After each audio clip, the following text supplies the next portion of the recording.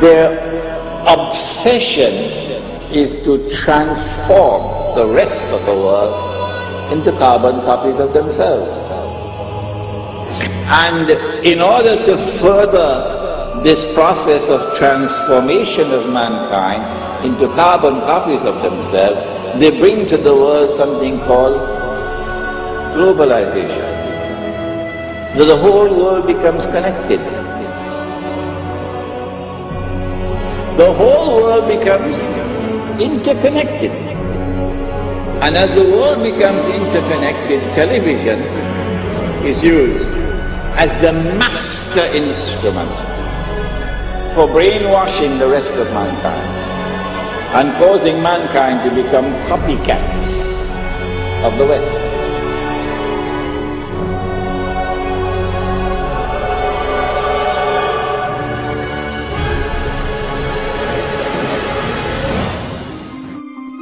So in a sense, what we're seeing is using branding that is so enmeshed in our culture and in our lives as a way back into our own societies, a way to engage with globalization. Because if you pick up a shoe now, you have the story of globalization in your hand. You have leather that was maybe produced in Argentina, shipped to the Philippines, produced by a Korean subcontractor that went through a Hong Kong broker that was dealing with a company in Oregon. So you're looking at this thing, and if you can deconstruct it, if you can trace all the components through the global economy, and not only that, but find out how much that company that's selling you that shoe spent on advertising last year, and how much money they paid a superstar athlete to sponsor them, then you have the disparities of the global economy in miniature, the winners and the losers.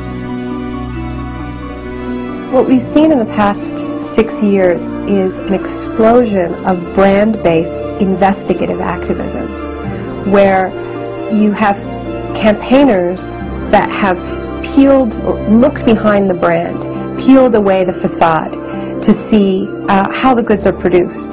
There are labor groups in the United States that have sponsored tours of Nike workers, of Gap workers, going to U.S. campuses, to community centers, to tell people how their products are produced. And of course, this is very uncomfortable for these companies, because even though they are the engines of globalization, they don't really believe in globalization, not this kind of globalization, right? I mean, their whole system depends on the world of production and the world of consumption staying safely apart, and there not being this connection at the grassroots where we learn the secrets behind our shiny, perfect, airbrushed global world. So now these brands have become, in many ways, the most visible targets of globalization, so much so that whenever you see a protest, during a protest, there'll be a line of riot cops guarding the Starbucks, guarding the Gap, guarding the McDonald's. And this strikes me as tremendously symbolic, somehow, that they're guarding the facade, the entry point into the world of globalization. And what this activism is doing is it's putting them together. And it's going to the shiny facade of the brand outside the mall, outside the superstore, and saying, we know how your products are produced. That's what these campaigns do. They make globalization real. They say, it's about the food that you eat, it's about the clothes that you wear, it's about the toys you buy your kids.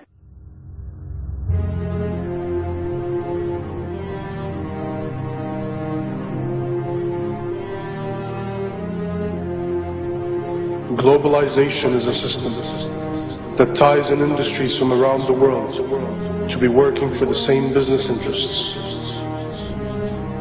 A machine, globally fulfilling the needs of the few,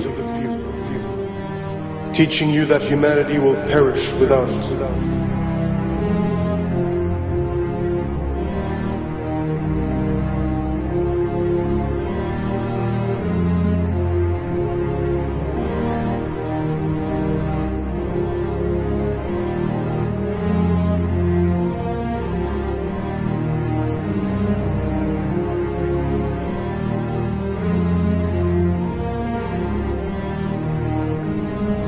In a globalized world, corporations become living, breathing persons, a modern-day slave master.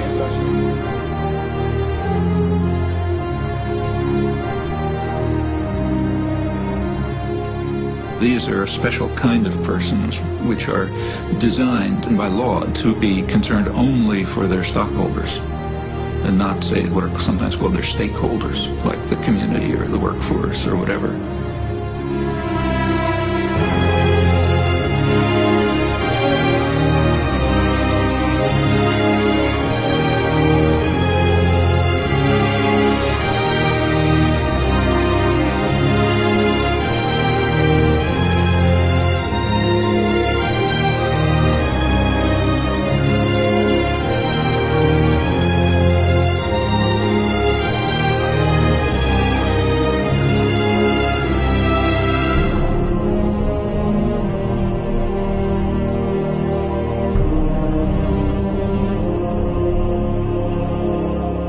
We are deceived into believing that without this system, we won't survive. But in fact, the system won't survive without our support. Just like a beehive, it needs its drones. People who will never ask questions, people who will never step out of line, who will begin to need the prison they are in, depend on it, love it.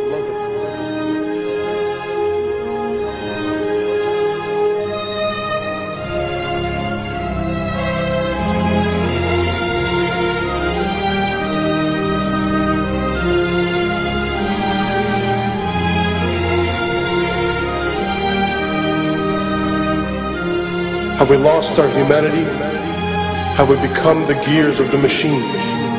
A machine which only survives by feasting on us, guzzling us up, digesting us, only to excrete out its capital.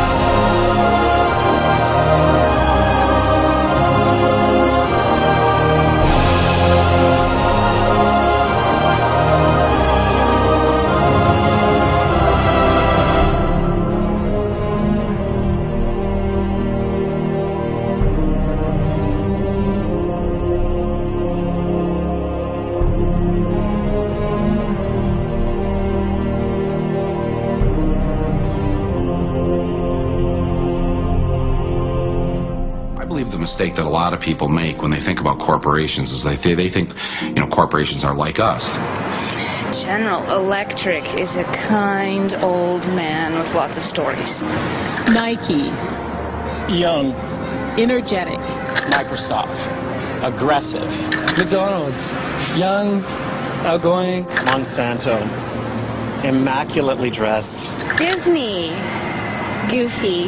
The Body Shop. Deceptive. They think they have feelings, they have politics, they have belief systems.